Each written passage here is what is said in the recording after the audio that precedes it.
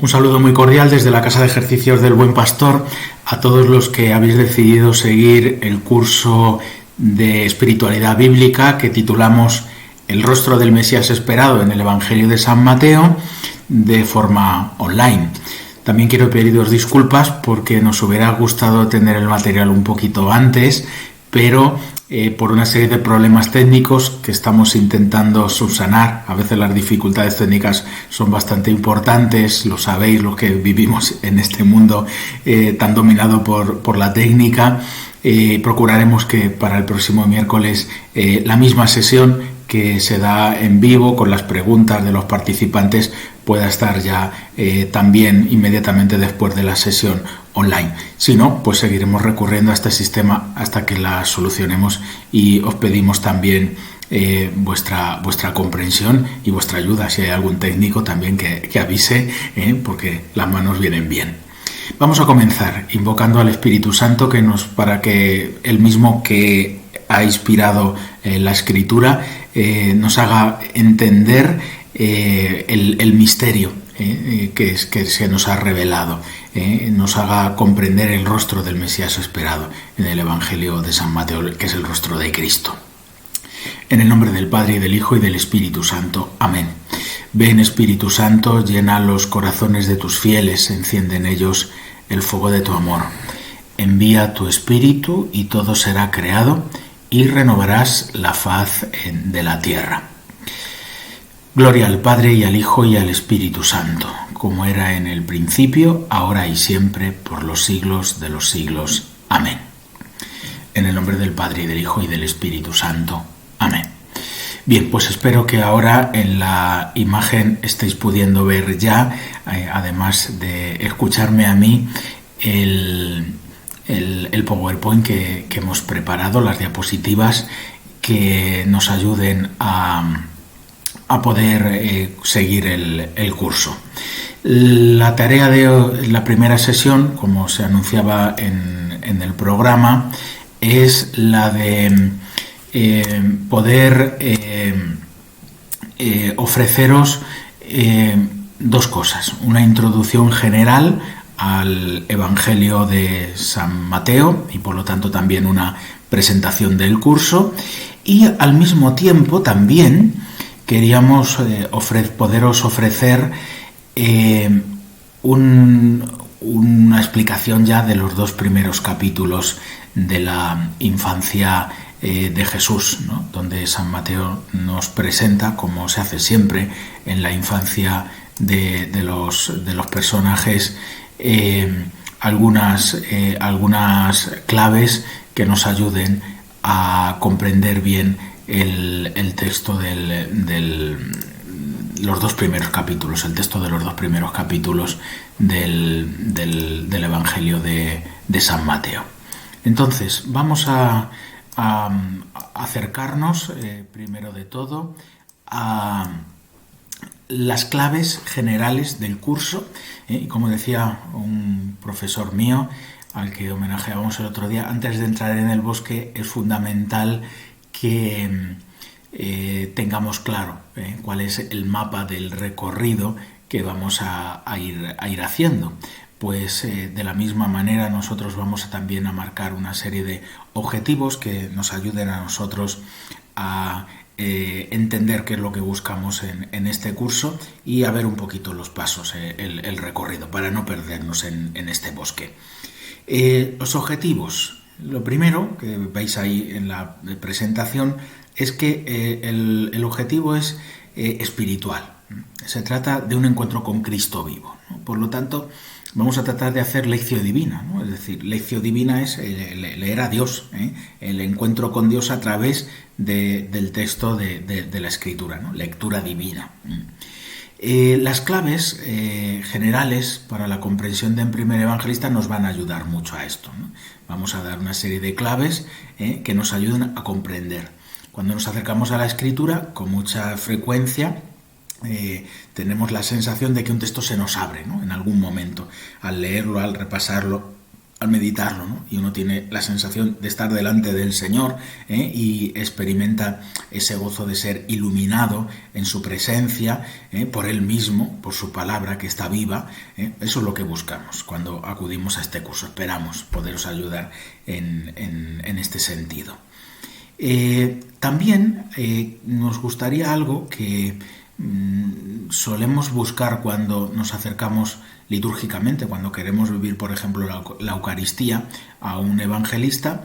La idea sería también tener una visión de conjunto de la obra. Normalmente los domingos del tiempo ordinario lo que hacemos es seguir de forma continua la lectura de un evangelista, ¿no? Como para captar su mensaje.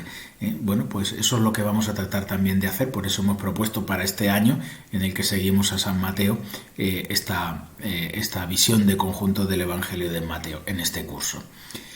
Algo muy interesante también, comprender la perspectiva peculiar de San Mateo. Cuando uno tiene como libro de cabecera la palabra de Dios, y especialmente dentro de esta palabra los evangelios, a mí me parece que hay una cosa que suele ocurrir, y es que uno abre un texto o escucha en la liturgia un texto y ya sabe si es de San Juan, si es de Mateo, si es de Lucas, porque ha captado el estilo, la perspectiva peculiar del evangelista. A mí me gustaría que al terminar este curso, todos y cada uno de los que nos vais siguiendo, pudierais también tener esta sensación. Y lo vamos a hacer, por supuesto, en clave orante y en contexto de espiritualidad. Y con el deseo, algo que pedimos en este momento también al Señor, el conocimiento interno del Señor, ¿no? Es decir, ese conocimiento que cuando uno lo experimenta le pasa lo que decía San Pablo, ¿no? Todo lo estimo basura con tal de alcanzar el conocimiento del Señor, ¿no? Es como el gran tesoro de tu vida, ¿no? Porque cuando te encuentras con el Señor, te miras con los mismos ojos de Cristo a ti mismo, comprendes tu propia vida, comprendes ese amor infinito del que procede todo, y por lo tanto te entiendes a ti mismo, entiendes a los demás. Ese es el conocimiento interno del Señor que buscamos, en esa perspectiva que nos ofrece Mateo, desde su experiencia también del conocimiento del Señor. Y iluminar también desde la palabra nuestra vocación particular de seguir a Cristo, ¿no? No es lo mismo el apostolado tal y como lo vivió, por ejemplo, un Carlos de Foucault, o como lo vivió Santa Teresita de Lisieux o Santa Teresa de Jesús, que eran monjas de clausura. Pues nosotros buscamos eso, ¿no? Iluminar desde la palabra nuestra vocación particular de seguir a Jesucristo. ¿Cómo vamos a seguir las sesiones? Este era el programa que recibisteis y que pudisteis ver desde la web. Hoy 18 de enero, o la clase correspondiente al 18 de enero, es la introducción al Evangelio, el contexto vital, la estructura, el mensaje de este texto del Evangelio, y también el relato de la infancia de Jesús. Ahora, cuando hagamos la introducción general al Evangelio de San Mateo, volveremos sobre esta misma diapositiva y veréis cómo podremos entender mucho mejor por qué hemos dividido las sesiones de esta manera. Vamos con el autor del Evangelio de San Mateo. El Evangelio de San Mateo es el Evangelio más difundido en la antigüedad, por varias razones. La primera, por ser el primero atribuido a uno de los mismísimos apóstoles de Jesús. Tenemos 4 evangelios: Mateo, Marcos, Lucas y Juan. El primero y el último, en el orden que los he dicho, son atribuidos a unos apóstoles. Lucas sabemos que era discípulo del Señor, aquel médico que pertenecía a ese grupo primero de los discípulos del Señor. Marcos también sabemos que era el secretario de San Pedro. Y luego el Evangelio de Juan, que se escribe unos años después de los 3 sinópticos. Ya eran plenamente conocidos y difundidos los otros 3 sinópticos. Por eso, en la antigüedad, en los primeros tiempos, el más difundido era el de Mateo. Hay testimonios muy antiguos que así lo atribuyen. San Ireneo. San Ireneo era la 3ª generación de cristianos. San Juan tenía un discípulo que se llamaba Policarpo, San Policarpo de Esmirna, y este a su vez tuvo a un discípulo llamado San Ireneo, que terminó pasó del Oriente al Occidente, ¿no? Y fue obispo de Lyon, ¿no? En la actual Francia, en las Galias de entonces. Y ya en los escritos de San Ireneo se dice eso. Orígenes, también más o menos contemporáneo, igual, tercera generación de cristianos, se mueve entre Alejandría, Egipto, y luego pasa también a la zona del norte de la tierra del Señor. En esos dos ambientes se mueve Orígenes y también en sus escritos se encuentra Tertuliano, ya este es un poco más posterior, San Jerónimo, San Juan Crisóstomo, San Agustín, todos ellos dan testimonio de, en sus textos tan antiguos, ya atribuían a San Mateo el Evangelio, y además son autores de autoridad, de rigor histórico, tal y como se entendía en aquella época.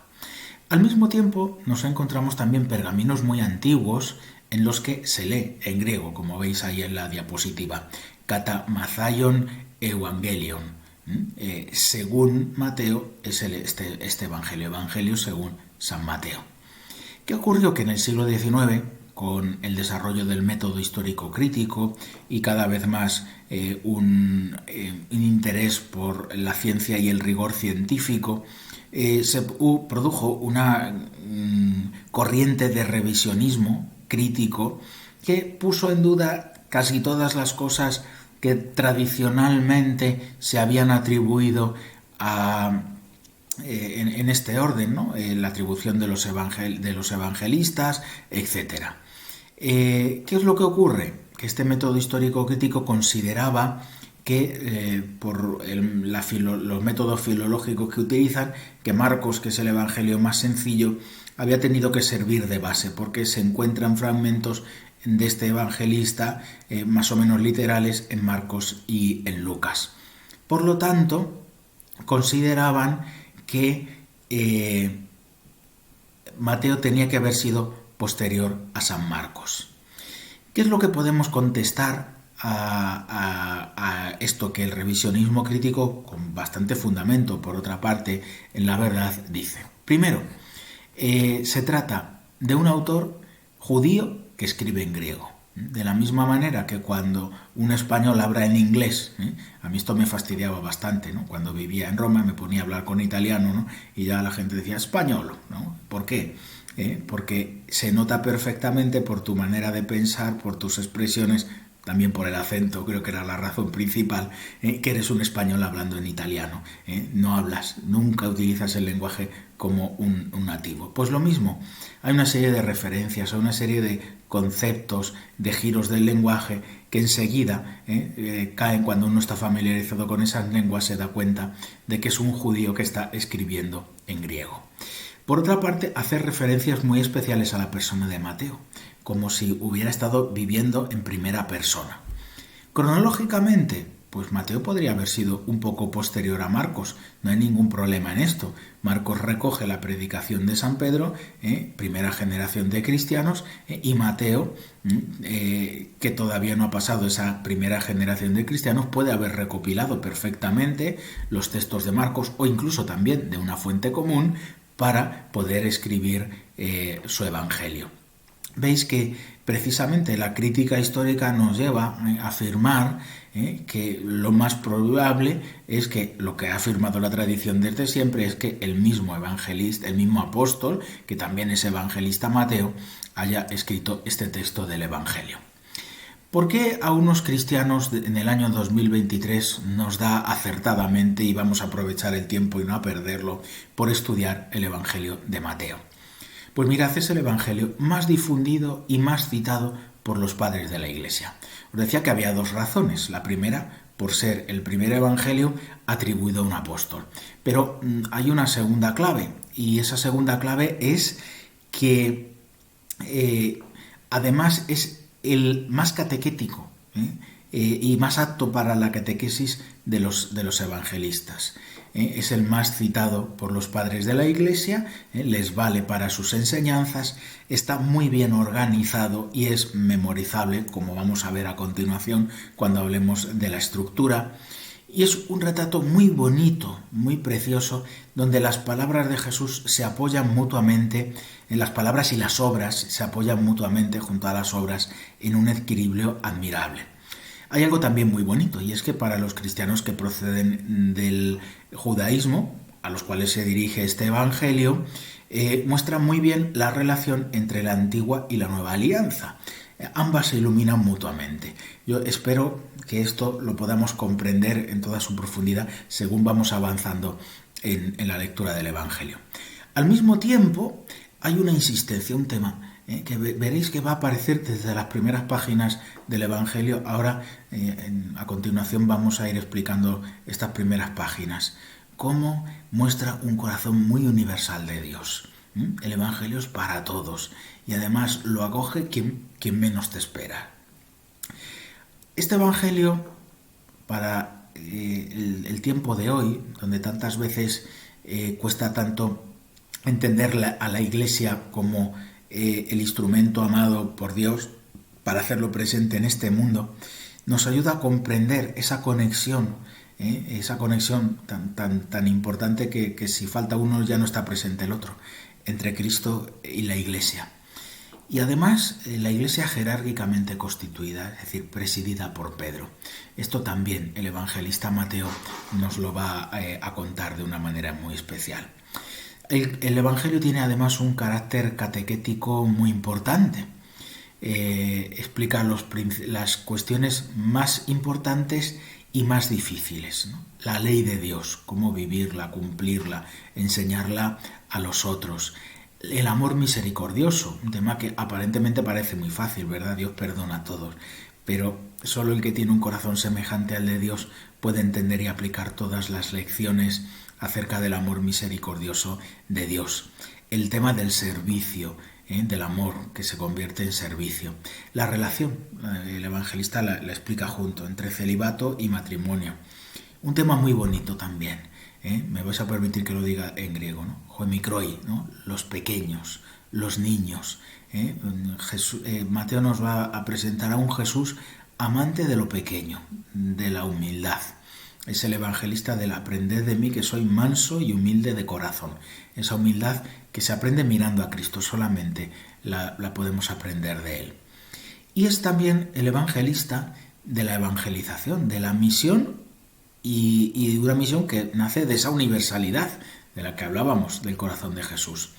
Recalca la llamada a los judíos, esos judíos podrían ser los cristianos de tradición, de familia cristiana, pero donde otros que no reciben esa tradición les adelantan.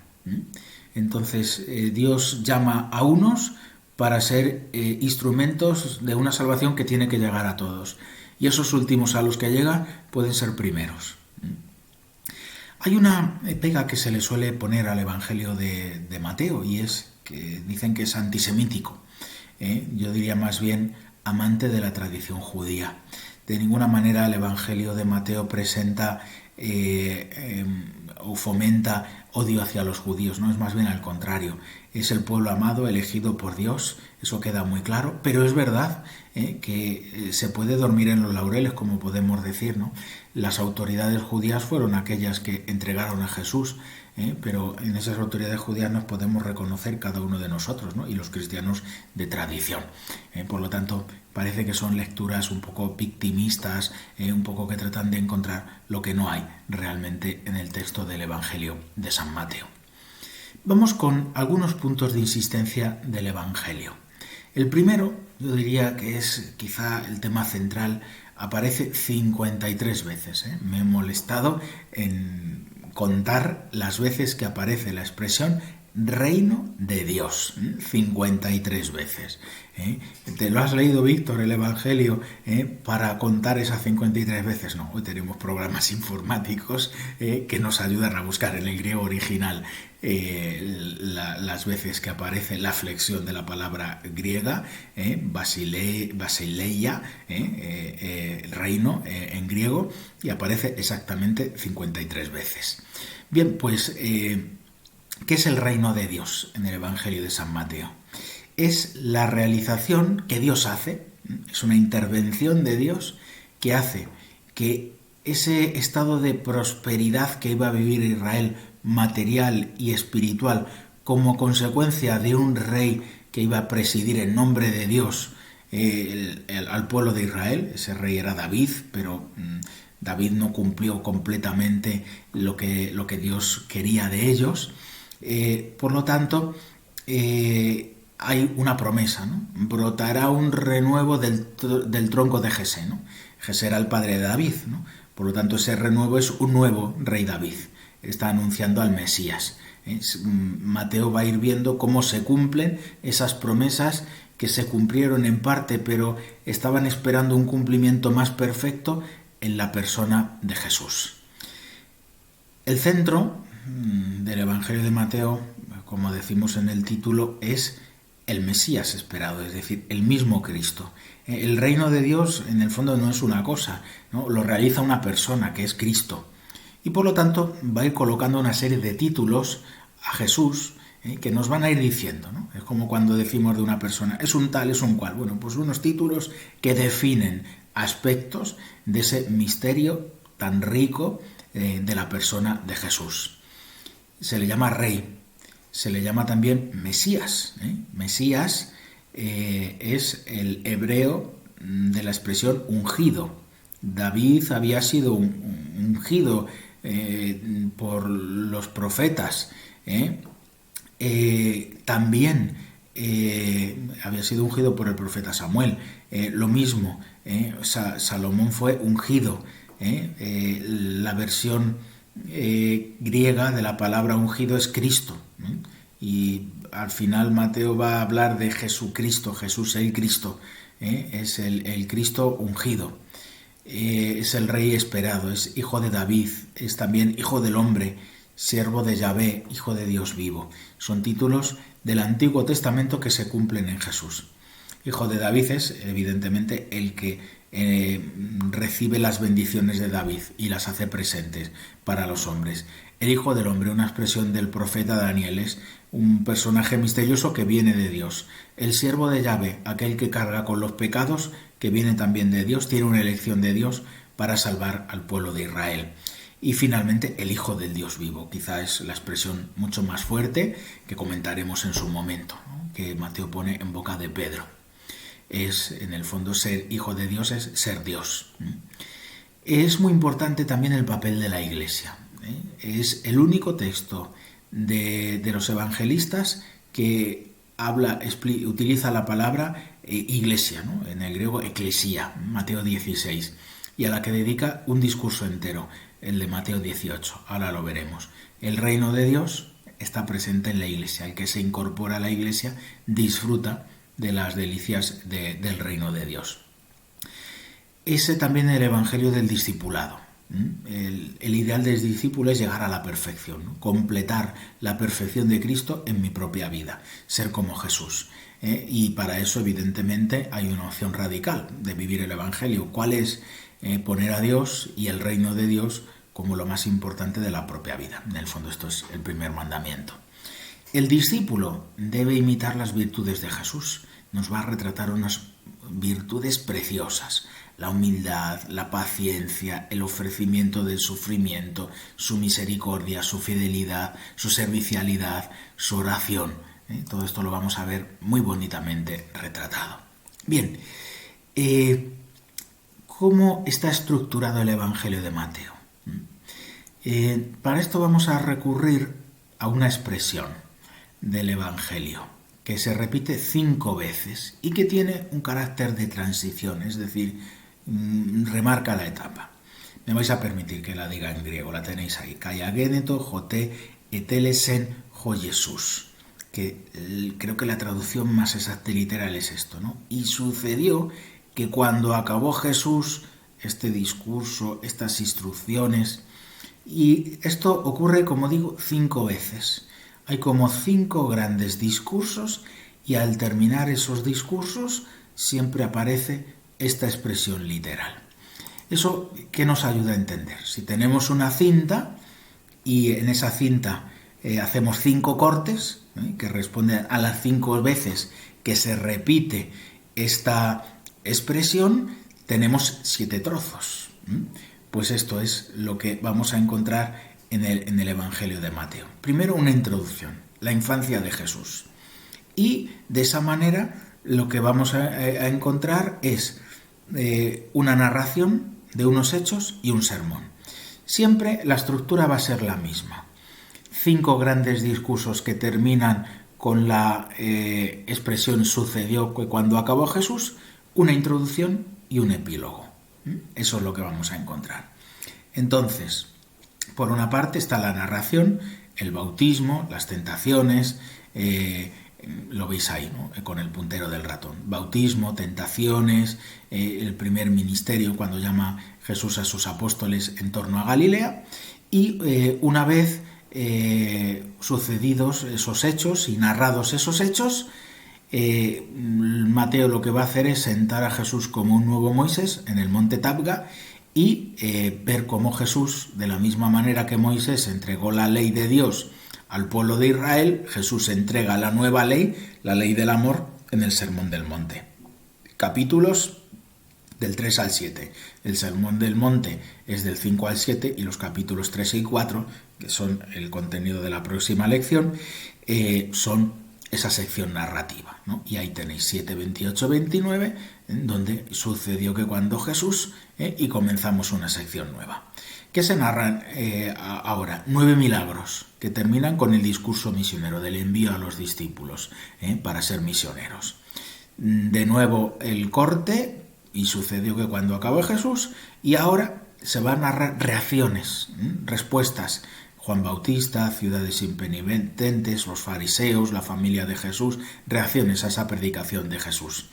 Y el discurso de las parábolas del reino, que nos va a ejemplificar cómo el reino de Dios va haciéndose presente en el mundo, a través de la palabra de Dios, que va a tener también un papel fundamental en ese discurso de las parábolas del reino. No olvidemos que la parábola del sembrador, es decir, la palabra de Dios que va haciendo presente el reino, va a tener un papel muy importante en ese capítulo 13 del Evangelio de Mateo, donde está el discurso de las parábolas del reino.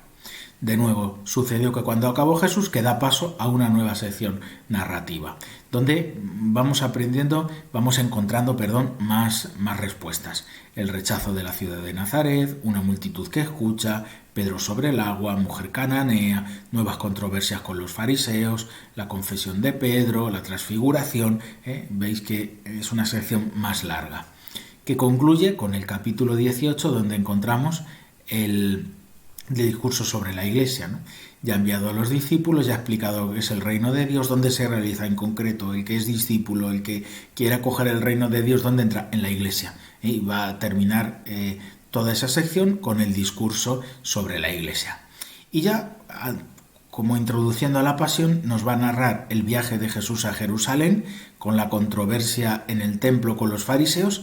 Y ese viaje de Jesús en Jerusalén termina con el discurso escatológico, es decir, con el discurso acerca de las últimas cosas que sucederán en el mundo, para terminar como un epílogo con la narración de la pasión y la resurrección.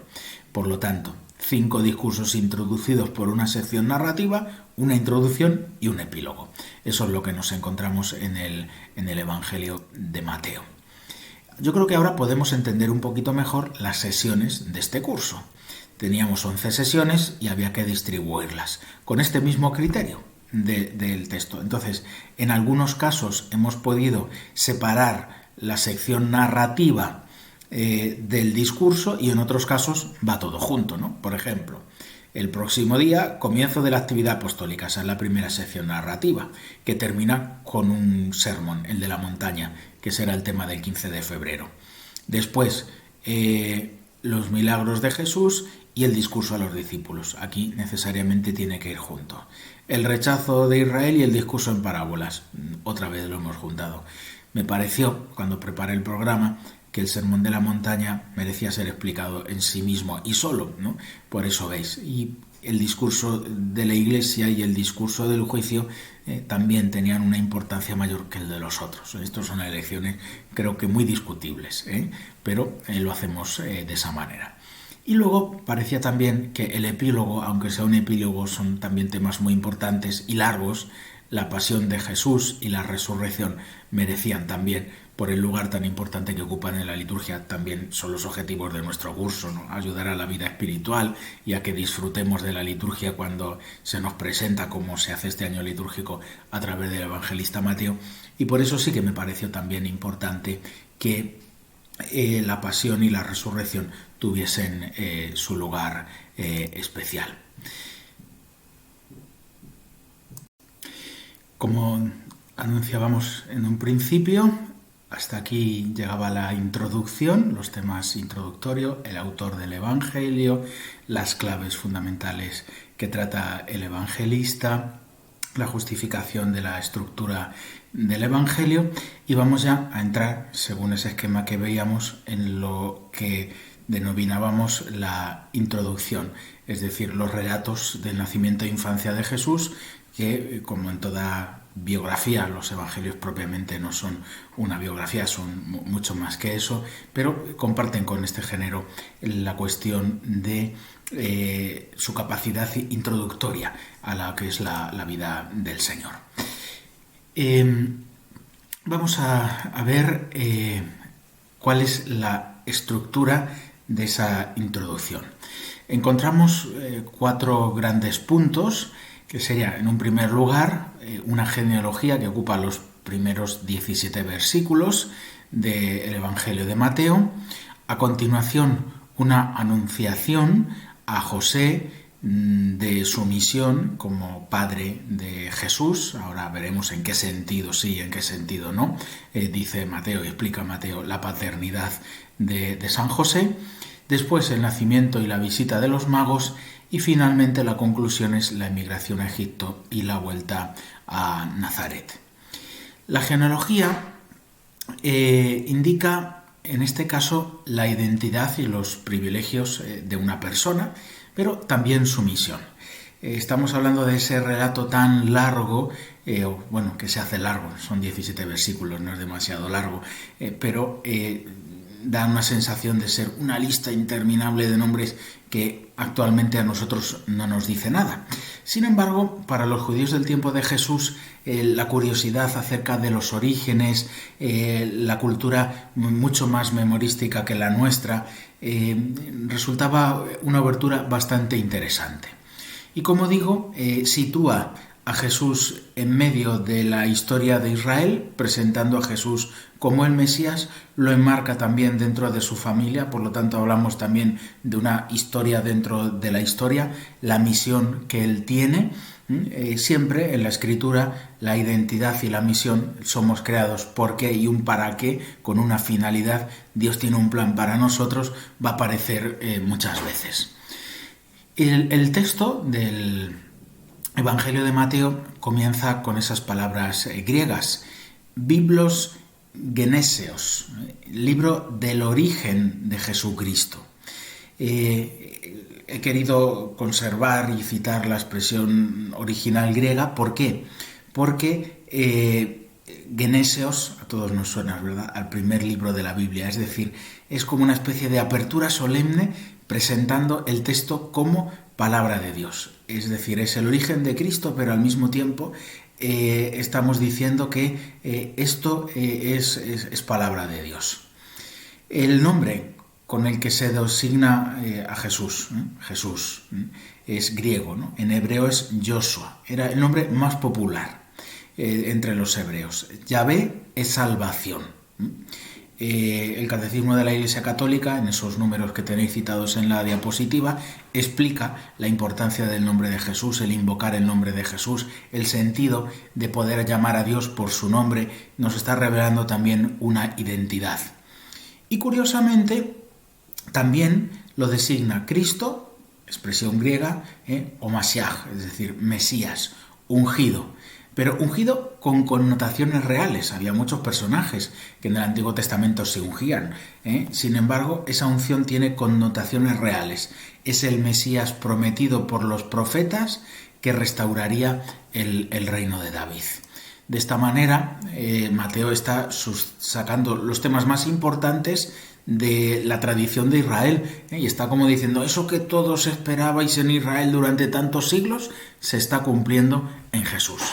Hay dos títulos principales que esta genealogía atribuye a Jesús. La genealogía está dividida como en dos partes, una de Abraham hasta David y otra de Abraham, de David en adelante hasta el destierro y definitivamente. Es decir, que presenta a Jesús como hijo de Abraham. Es decir, se cumple aquella promesa de Génesis 17 donde Dios le dijo a Abraham que lo elegía para fundar un pueblo y a través de ese pueblo bendecir a muchas naciones. Y lo mismo, hijo de David, se cumple la promesa de un reino que no tendrá fin y a través de ese reino se bendecirían a todas las naciones, o mejor dicho, ese reino se terminaría extendiendo a todas las naciones. Un reino que no termina, que evidentemente no fue el reino de David, sino que fue imagen del que viene con Cristo. Y en los salmos, que tenéis ahí citado, el Salmo 2, 72, el 110, está hablándose también de una extensión a todas las naciones. Vemos ya aquí un tema que va a ir apareciendo una y otra vez, como es un tema como reiterativo, como para grabarlo en el corazón. Hay cosas que cuando las repetimos en nuestra habitual manera de expresarnos, lo que estamos diciendo con ellas es escucha, es decir, acoge en el corazón. Una cosa es oír con el oído y otra es acoger en el corazón. En este caso estaríamos hablando de esto segundo. Grábate en el corazón que el reino de Jesús empieza por los judíos pero se extiende a todas las naciones. Hay una universalidad. Ya en las promesas que nos constituyen como pueblo de Dios, las promesas a David, que constituye ese pueblo en un reino, las promesas a Abraham, son siempre eso, promesas donde se bendice al pueblo de Israel, pero con extensión universal. Otra cuestión muy interesante en esta genealogía es que, como habitualmente era en las genealogías del pueblo judío, es una genealogía de hombres, pero con 4 excepciones muy interesantes. Se cita a Tamar, a Rahab, a Ruth y a Betsabé, 4 mujeres. ¿Qué tienen en común estas 4 mujeres? Que son pecadoras, cada una a su manera, y no israelitas que se unieron a Israel. Esto tenemos que matizarlo, podemos ir viendo una por una. Tamar era aquella mujer que se casó con era el mayor de los hijos de Judá, las 12 tribus de Israel, los hijos de Jacob, Rubén, Simeón, Judá. Pues Judá tiene 3 hijos, Onán y Sen. ¿Qué pasa? Que muere sin haber tenido descendencia con Tamar. Onán, aquel famoso pecado del onanismo, es decir, de tener la relación sexual con su esposa para evitar tener hijos, por el cual también recibió la maldición de Dios. Y estuvo esperando a que el hijo pequeño, Ser, ya llegase a tener la mayoría de edad. Lo que hace Judá es admitirla en su casa, y en esa situación Tamar, desesperada por tener descendencia, se disfraza de prostituta y tiene relaciones con su suegro. Por 2 veces era suegro, ya se había desposado con 2 de sus hijos. Finalmente Judá la perdonará porque se sentía culpable por al final no haberle dado, como obligaba la ley de Israel, a darle a su último hijo por esposo. Tenéis todo, como dice ahí en el capítulo 38 del libro del Génesis. Rahab es aquella prostituta también que ayudó, lo tenéis en el segundo libro de Josué, al pueblo de Israel a entrar en la tierra prometida. Y apoyó esa entrada cuando el pueblo, el poder entrar en la ciudad. Ruth tiene su libro propio, aquella heroína, en este caso no se cumple lo de ser pecadora, pero sí que era una no israelita que se une a Israel y participa de la bendición de Dios. De nuevo, el mismo tema. Y luego finalmente Betsabé, la mujer primero de Urías, después del rey David, con la que cometió aquel pecado que Dios le reprobó. ¿Veis? Es decir, se trata de que en medio de esta historia de salvación hay también pecado, y Dios transforma el pecado en historia de salvación. Dios es misericordioso, pero no es un puritano, ¿no? El puritano considera que del pecado nunca va a poder salir nada bueno y por lo tanto se desespera por el pecado. La mirada de Dios sobre el pecado de los hombres es, por supuesto, la fealdad y la malicia del pecado. En eso no puede haber transigencia, pero se fija especialmente en el poder del amor misericordioso de Dios, que transforma una historia de pecados y que incluso cuenta con los pecadores, como lo hará también con Mateo, con los apóstoles, para llevar adelante su salvación, que es lo que triunfa y lo que prevalece sobre el pecado. Fijaos que se habla de una línea real, donde reyes que no fueron ejemplares, que vivieron en el exilio, siguen siendo cauce de la bendición de Dios. Es aquello, dicho de otra manera, pero del refrán, ¿no? Dios va escribiendo derecho con renglones torcidos. Así también muchas veces una historia de nuestra vida tortuosa, sin embargo, es una historia de salvación, porque Dios es el que tiene la palabra. Pasamos al siguiente de los temas. Dejamos la genealogía y pasamos a la anunciación a José. Es un pasaje que está introducido por una cosa muy curiosa, y es que es la primera vez que en los evangelios se une el nombre de Jesús con el nombre de Cristo. Jesús es el Cristo, es el ungido, invitando a contemplar la divinidad. Es ungido, viene de Dios, se posa en él el Espíritu Santo. Eso es lo que significa la palabra unción, es esa presencia del Espíritu Santo, ¿no? Por cierto, unción viene de untar, ¿no? Es decir, cuando algo está, como decimos popularmente, pringado de aceite, ¿no? Es muy difícil limpiarlo, ¿no? Eso es lo que ocurre, ¿no? Está impregnado todo su ser del Espíritu Santo, ¿no? Y nos está presentando ya al que viene de Dios, por eso recibe el don del Espíritu Santo, pero que al mismo tiempo es hombre. Es una manera rudimentaria de irnos introduciendo la divinidad del Señor, que irá apareciendo poco a poco. Todo el pasaje está orientado, si lo leemos un poquito despacio, esto salta a la vista, no hace falta demasiada explicación, a mostrar el nacimiento virginal de Jesús. Fijaos que el texto hebreo insiste en que es un desposorio pero no un matrimonio. ¿Qué significa esto? Que es desposorio pero no matrimonio. Pues muy sencillo, los judíos tenían la ceremonia, podríamos decir, del desposorio, que es lo que equivale a nuestra boda, pero separaban ese desposorio del comienzo de la vida conyugal. Eso ocurría un tiempo después. Los que estaban desposados eran ya legalmente ante la ley verdaderos esposos, pero se marchaba cada uno a casa de sus padres.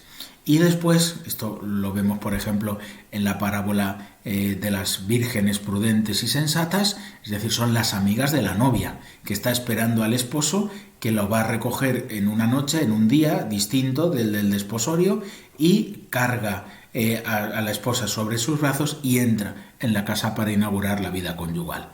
Pues el nacimiento, la concepción virginal de Jesús ocurre en ese intervalo entre el desposorio, es decir, era verdadera esposa ya de José, la Virgen María, esto es un dato interesante, pero no matrimonio, es decir, no ha habido vida conyugal. Por lo tanto, se trata de una afirmación clara de la virginidad de María en este momento, y una irrupción de Dios a través del Espíritu Santo, rompiendo, por lo tanto, los planes. Y aquí es donde viene el retrato tan bonito de San José y de sus dudas. Mateo llama a José hombre justo, bondadoso, que literalmente no quería exponerla, abandonarla en la desgracia. Claro, una mujer cuya virginidad fuese puesta en tela de, o su fidelidad fuese puesta en tela de juicio antes de vivir con el hombre con el que estaba desposado, pues además de ser avergonzada públicamente, había de cumplir una pena muy fuerte. Y José, con bondad, es propio de esa humildad del que no se siente con derecho a acusar a nadie, es bondadoso, es justo, ¿no? Fijaos qué concepto de justicia, ¿no? Pues castigo, ¿no? Esa justicia es muy rígida. Sin embargo, aquí se habla de una justicia que es como la de Dios, ¿no? Porque eso de ser justo es un apelativo casi divino, ¿no? Sin embargo, José reviste esa justicia, esa bondad de delicadeza, de ternura, de finura en el trato de misericordia, incluso como nos va a ir presentando a Jesús el Evangelio de Mateo. Sin embargo, junto a esta, y considero que no son dos versiones que estén contrapuestas entre sí, sino que se pueden contraponer, porque por una parte es la duda, mi mujer está encinta y el hijo no es mío, y lo de creer en la encarnación virginal implica, ¿no?, una pedagogía de Dios que te lleva a creer una intervención sobrenatural de Dios. Y por otro lado está la traducción del verbo apolisai, ¿no? Apolisai, es divorciar, repudiar, dejar libre, abandonar, pero también, atención, enviar. Y aquí se abre otra interpretación tradicional en la Iglesia, que es la del temor reverencial, que San Basilio, San Efrén, San Bernardo, Santo Tomás han utilizado. ¿Cuáles?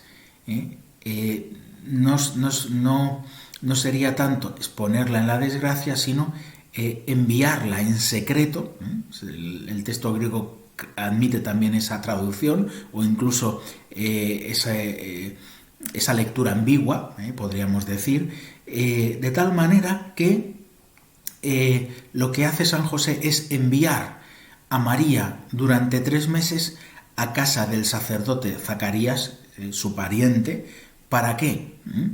Para que se decida cuál es su papel, el papel de José en esta situación.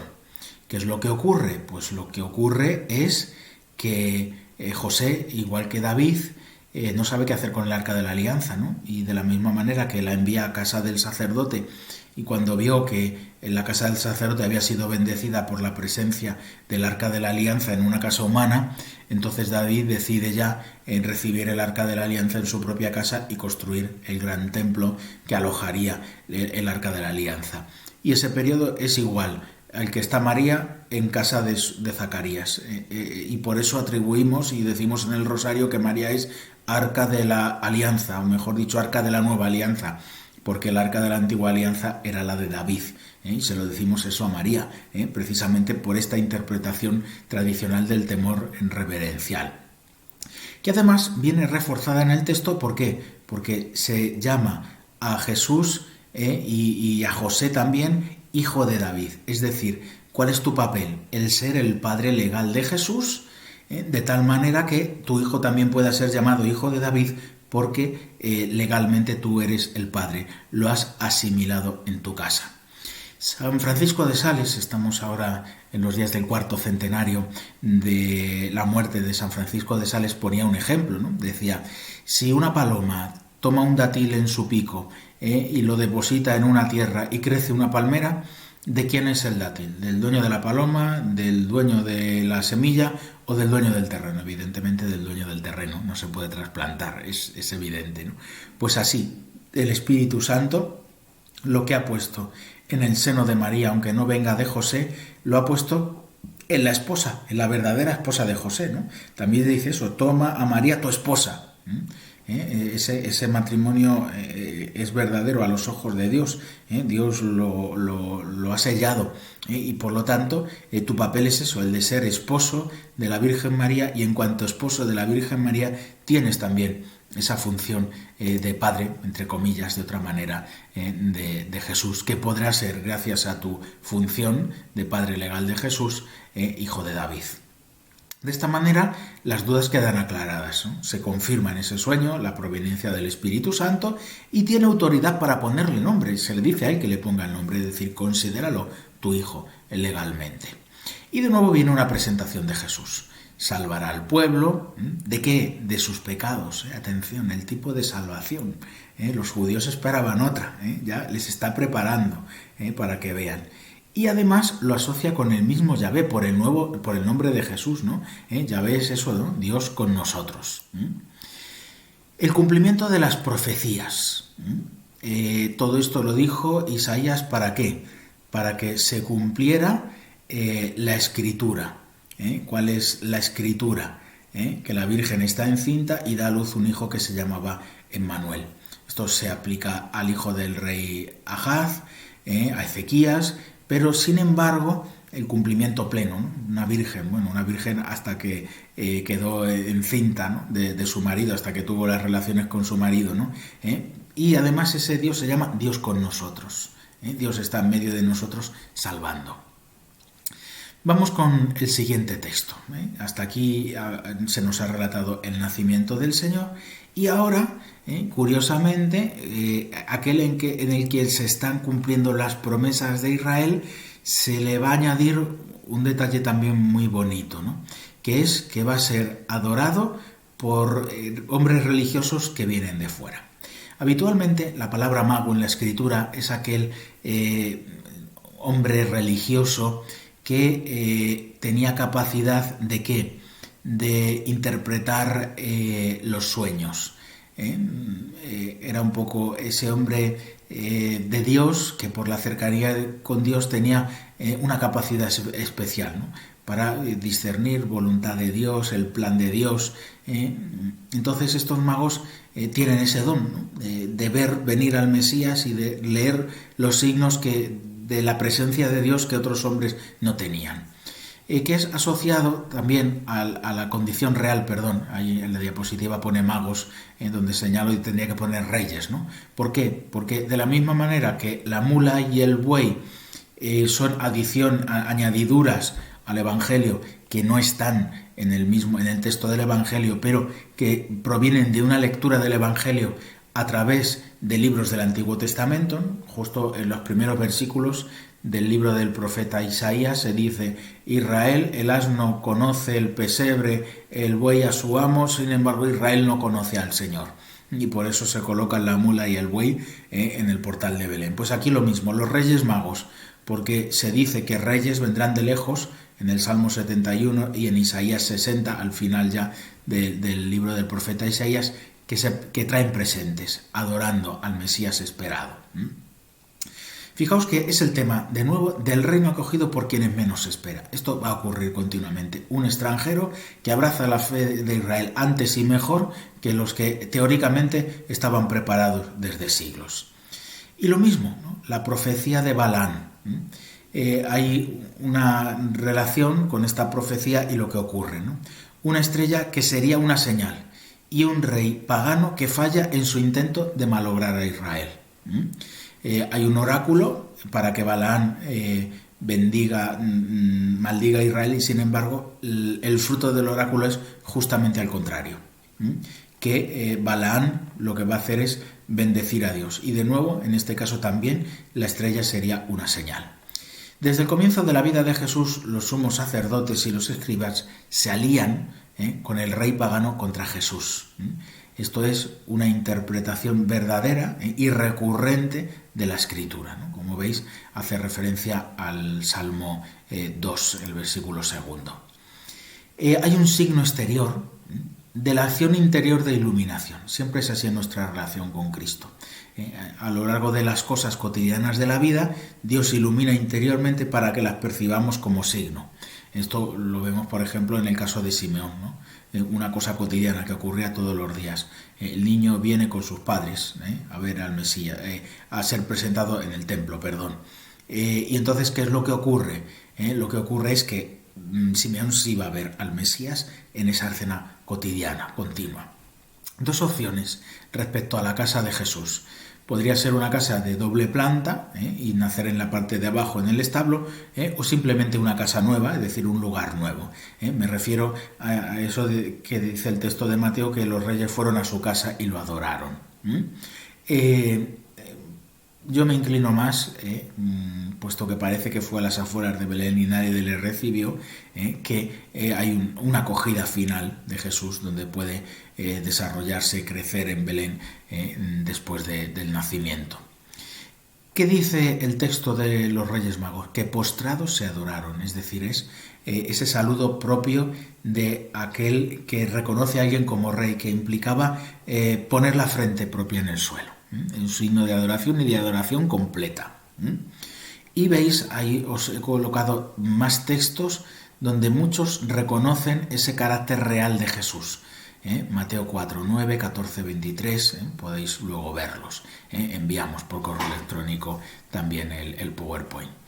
Los dones representan que es hijo de David y las profecías cumplidas. El oro, incienso, la mirra, creo que es de todos conocido su significado, por eso no redundo en ello. Y terminamos ya con la emigración a Egipto y la vuelta a Nazaret.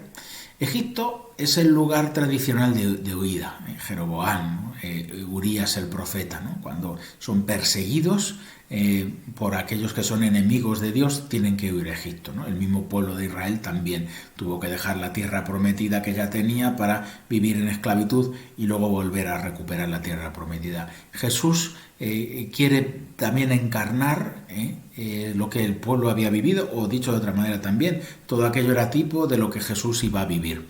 Y por eso Mateo, que está presentando a Jesús como el Mesías esperado, va a presentar a Jesús también como el que huye a ir a Egipto.